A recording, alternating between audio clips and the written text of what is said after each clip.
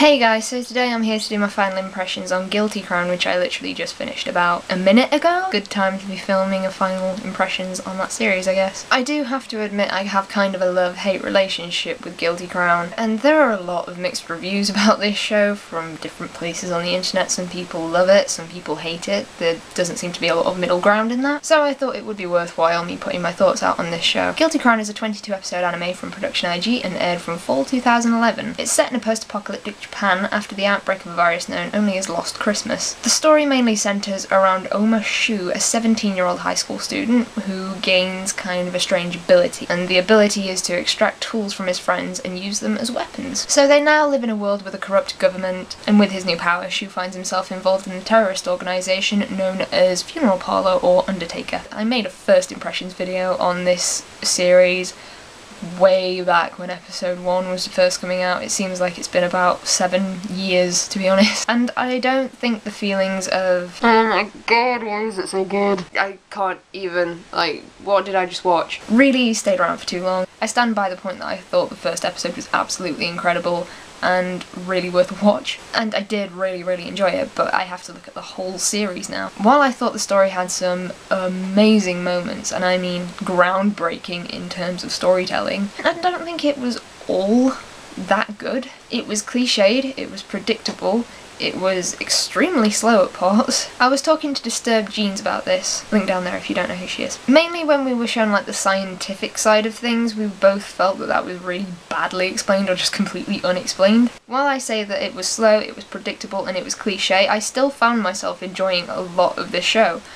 I found a lot of enjoyment in what was happening, and it was kind of addicting in a way, because I just carried on watching it. I didn't watch it for ages, then watched loads of it and I couldn't stop. And when I really want to, I have this like uncanny ability to just throw myself into stories, and Guilty Crown was one of those stories that I really wanted to get invested in, and I managed to because it was very enjoyable. So yeah, I did enjoy the story regardless of the fact that it was flawed and horrifically so. Talking about the characters, I don't really know how to go about talking about them because there isn't really that much there to talk about. A lot of them, for me at least, either lack personality or motive or, you know, balls. They are quite possibly some of the weakest characters I've seen in a recent anime. And the reason I say that, because I did like a few of the characters, but the reason I say that I feel like they weren't particularly well done is because we were introduced to a lot of characters at the same time, and it was really difficult to pick out the ones you were actually supposed to care about. So I thought for the first half of the series, like 13 episodes, there was bugger all development with these characters that I wanted to like a lot more than it eventually did. However, again, after episode 13, amazing character development. Where was that in the first half? There is some absolutely fantastic development with Shu, and I really didn't like his character too much in the first half of the season, and he ended up being my favourite character, which I didn't think would happen. My main problem with the characters on a whole is that they had some really potentially interesting characters.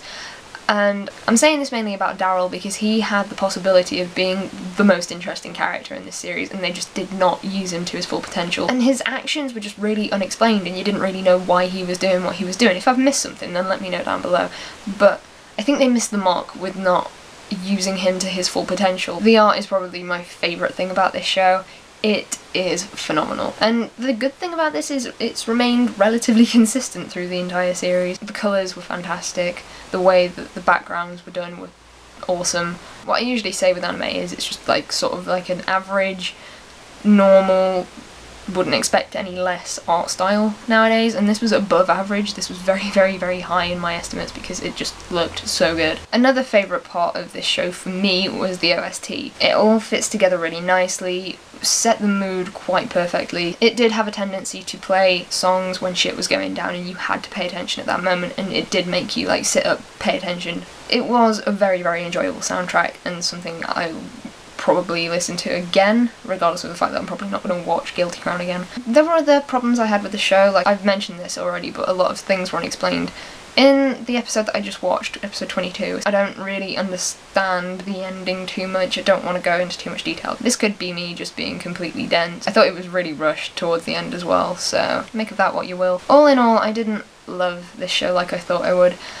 but I did really enjoy it at times. Just don't go into this show expecting a masterpiece of like epic proportions, because that's not what you're going to get at the end of the day. It was definitely a series with its ups and downs, and its downs were lower than they should have been, because I do think that all shows have their ups and downs. It's just Guilty Crown had far downs. They just seemed a little bit more extreme, I guess. And I have to put this point in as well, that a lot of it felt very video game-esque. For example, around the last 3 episodes, so 20, 21, 22, there were a lot of fights in there that just seemed very boss fighty. Like, you could imagine playing it in a game with the cutscene before and then the fight. You could just imagine it in your head. So yeah, it was very reminiscent of like a boss fight. So sadly it didn't live up to the oh my god that I thought at the beginning. But it was an incredibly enjoyable show. I've had moments of being incredibly frustrated at the show and where it's going. I can't really think of a reason to not recommend this show, at least giving it a go. I do say this with much caution because I realise how mixed the reviews are out there. If it's not your thing, then you really aren't forced to watch any more of it. But I do think it's worth giving a go. Personally,